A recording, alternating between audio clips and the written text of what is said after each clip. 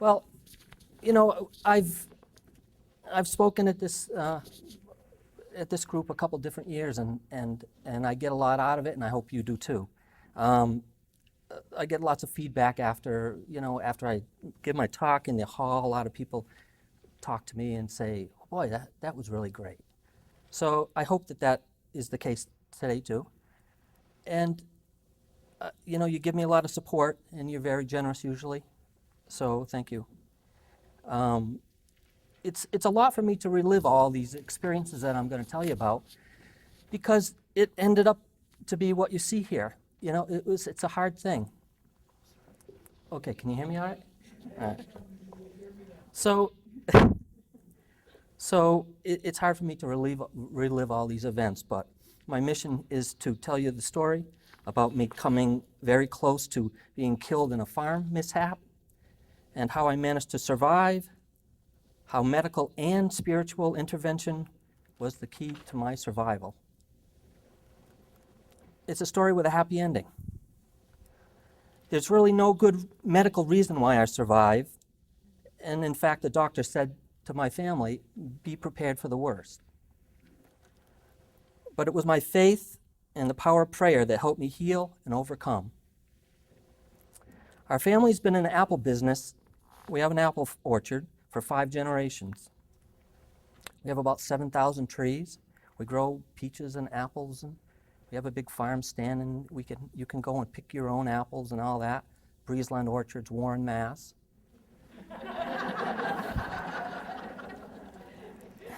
just outside Sturbridge.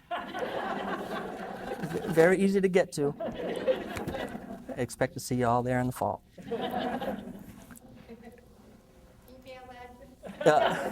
Mark Glow at berkshire.net. So, it was just another beautiful day at the farm. Apple farming has lots of advantages compared to, let's say, a cow farmer, which there's one right down the road, and I see this guy working and working and working. He's getting up early. That is not for me. So, I'm very glad that I got born into an apple orchard family, because it wouldn't work for me. I'm just not a morning person. So, I have 2 brothers, an older one and a younger one. One works at the farm with us, and farming really is a great way of life. I just love it. My task the day that this all happened was, to mow the fields. So I got on the tractor with the mower attached to it, and it's accomplished by just driving up and down the rows, and just like you do at home with your lawnmower and all that, just on a bigger scale. I was a happy guy, nothing bothering me, beautiful day, June 17th, it was a Monday. I mowed all day long. In the middle of the afternoon, I went down to the house, and my mother was there. She invited me in to have something to drink. I think it was iced tea. She said, you're not going to go back out and work some more, are you? And I said, yeah, there's the farmer in me. I said, yeah, of course, I'm going to go back out and work, because there's just no end to the work, and you want to do what you can. So about 3 o'clock, I went back to work, and about 4:30 I started, and I thought, you know what, I just don't want to work anymore, so I think I'll go down the house and call it a day. So I moved the mower up to the travel position. I started down to the barn, and as I went around this corner, the tractor just started to tip. And I thought, what's going on? And the tractor just starts tipping and tipping, and I'm thinking, oh my God, I got to get away from this tractor. It's going to roll right over on top of me. But there's just absolutely no time, and I got thrown to the ground, and then this big tractor, whoomp. That's a medical term. It just comes right down on top of me.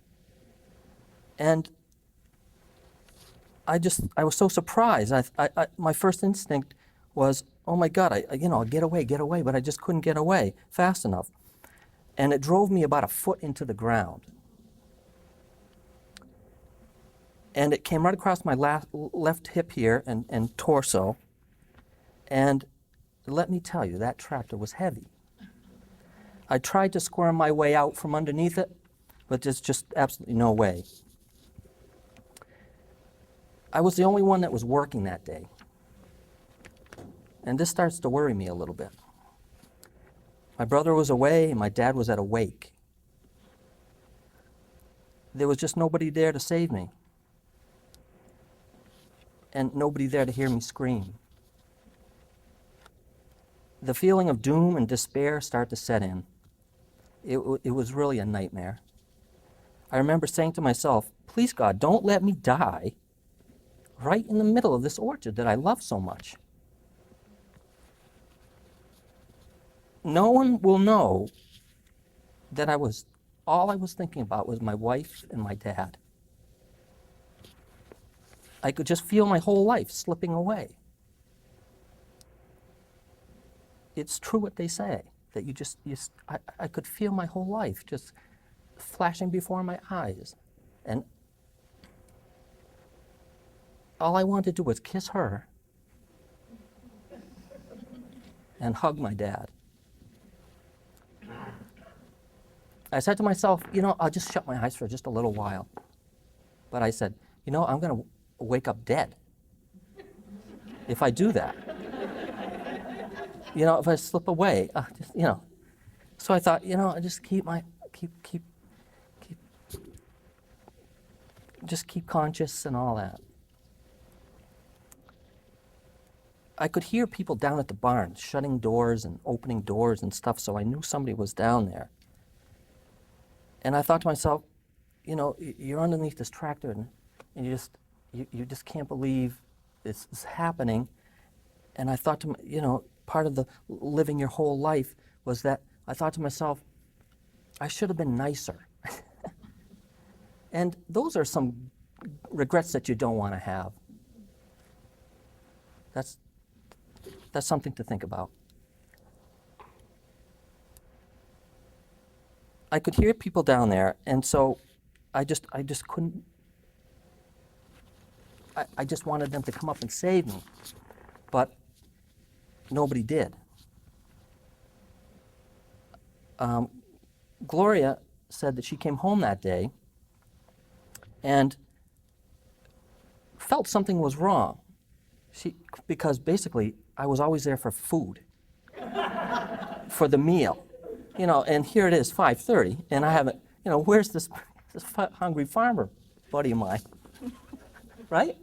So she started to call up at the farm and say, hey, where's Mark? And everybody's kind of blowing her off, and saying, I don't know, but he's fine, And then she stirred everybody up at home, and she thought, you got to go find him, whatever. So they all went up there, and they saw my car and the tractor gone, and they started to put two and two together. This was at 8:30. 4:30, 8:30. People say, oh, that you must have gone unconscious and all that, and I was awake the entire time. And the hearing of the sounds at the orchard and being underneath there and just waiting and waiting. Then I heard a car. Where I was positioned with the tractor was kind of out of the way a little bit, and I could hear a car go by. And then it was like they went right by and didn't stop. I thought I was going to die. I felt like, a guy that's in a life raft and the helicopter doesn't see him, and there it goes. You know what I mean? So that is just traumatic. But then the person in the car came back around, and it was my dad. And boy, was I glad to see him. They got another tractor and pulled the tractor off and slid me out from underneath it. And that was the last thing I remember. And good thing there was a helicopter that was available and landed right in the orchard, took me to UMass Medical. where they kept me asleep for about a month while they had to do what they needed to keep me alive. The reports were that I suffered from compartmental syndrome. You all know what that is? From the severe crush injury, broke my pelvis. I ended up having all these fasciotomies. You know what that is? Okay? Because I'd explain it to you. You know, me and the scalpel were just like this. So, but I guess those fasciotomies resulted with just limited success, and they had to take my leg off. And they didn't do it. They didn't do it because they wanted to. They did it because they had to. And I guess later on I hear that they had to take it off in stages, which I didn't know, and I can imagine why you didn't tell me. You know, it's not that fun to think about that, but so, you know, Glow, you know, I had my kidney shut down, and I guess I had about 20 operations to keep me alive. And, you know, the nurses, the care that I got at UMass was just terrific. Then my angel showed up, Marie. She was my wife's support. She was there for not only as a nurse, but as a friend, to give us both spiritual support, and I just can't say enough about her. It's her job to be the liaison between the insurance company, because it was it was a workman's comp thing, and it was her job to go between the insurance company and the hospital, but her commitment to me and my family was one of the reasons that I'm here today. I give a lot of credit to the doctors and nurses, of course, but medicine can only go so far. You need that will to live. And that will to live comes from your spiritual beliefs. You really have to be a believer. So, you know, I'm coming to in the hospital, and Glow had some bad news for me. She had to tell me what they had to do. But I was so out of it that I would listen and not believe her, because I could still feel the leg. I would say, oh, I got the leg. The leg's still there, because I had all this phantom pain. And phantom pain is something that does exist, let me tell you. So I'm saying, oh, she doesn't know what she's talking about. And she'd have to tell me. And then I'd forget, because I was kind of, you know, in and out and all that. And the next day she had to tell me again. And again, you know, because I didn't remember. So she had one of the worst jobs, because she had to keep this terrible thing to have to tell somebody. She had to redo over and over. So she's a trooper, let me tell you. She was so sad for me. And really, when you hear news like that, you really have to have some kind of inner strength. But slowly I got better. I was in the hospital 5 months. I mean, think about that for a minute. I mean, you go have your gallbladder out and you're out in 2 days, right? You know, so 5 months I was in the hospital. While in the hospital, I got lots of letters from all my schoolmates, and I could feel all the prayers from friends and family. And my wife here has got family all around the world, and they all prayed for me. They had a big benefit for me when I got home from the hospital. And we closed down a restaurant in the area. The town had a big blood drive for me. And I've had lots of other spiritual interventions along the way, like Father Diorio, is that right? So the end result is that I did make it, but what a road it's been. And I've come a long, long way, let me tell you. I want to speak a little bit, too, about how my family's helped me through this and how it's impacted my family. Glow says I'm the golden boy in my family. You know, the one that everybody had hopes for. And so I feel bad at what I've kind of done to my family. You know, we have this orchard, and I'm one of the main people there, and I feel terrible for my father that couldn't retire and all that. So that's life, right? So, but what it's done is I reprioritize things in my life, and I think this is a good thing to hear and to think about. After all this happened, I thought to myself, boy, farm is not number one and family number two. It's got to be the other way around. So keep that in mind, because you want to, work is fine and all that, but you want to make sure your priorities are in the right place. And I reprioritize things, and I'm a lot better person now. And I think, we talk about things at the farm, and my father and I say, well, it didn't get done, that's the way it goes. We're not being short or whatever, but we're at, it didn't get done, that's it. So that was never the case before. It was just like, we got to get stuff done. So things have changed in my family, and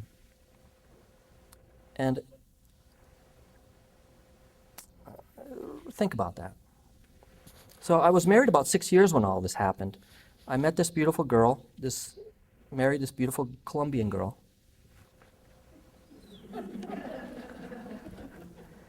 She says she only loves guys with one leg.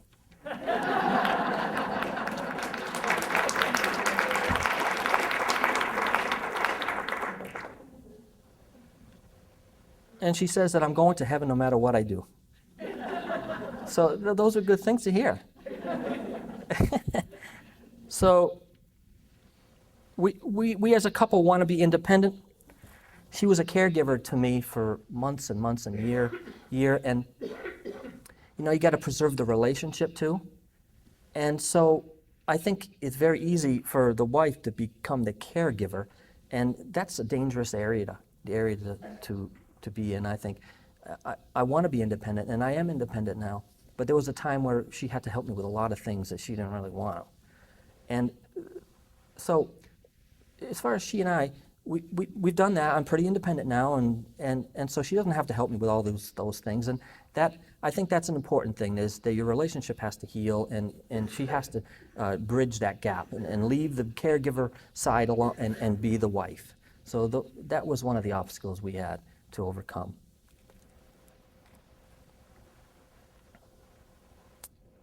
But the message is that you have to have faith. And in whatever form it takes, prayer will maximize your healing, mentally and physically. From my experience, I know it was the spiritual, along with the medical, that got me through. I'm here today because I believe in both. I want to tell you also, just like last year, that what I would love to tell you is that you have to do the things that you want to in life. Don't hold off. If you want to bungee jump, you want to learn, these kinds of things are very important to get under your belt. And I had learned how to fly airplanes and became a boat captain and went to California and lived with a bunch of girls, and all those things made me who I was. And I really feel that it was great that I got all those things accomplished. And so I have all these memories and things like that. So that's very important. If you want to go do these things in life, don't wait. Go bungee jump, go whatever you want to do. I'm a very lucky guy. People say, hey, you're the same kind of guy, you're the same guy that you were before the accident. And I go, yeah, of course, I didn't get hit in the head.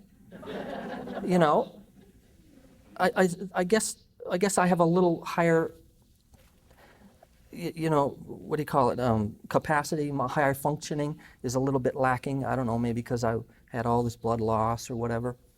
And I use that to my benefit. Sometimes Gloria will say, what the heck did you do that for? I go, well, I got brain damage.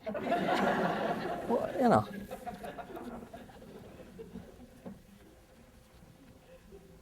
So I don't really think about it anymore. It's been 10 years now. So we all need people to care about us and to pray for us. It's really an essential part of life. But don't forget about the prioritizing your life and do all these things that you want to do. It's very, very important because you never know what's going to happen. All right? That's it.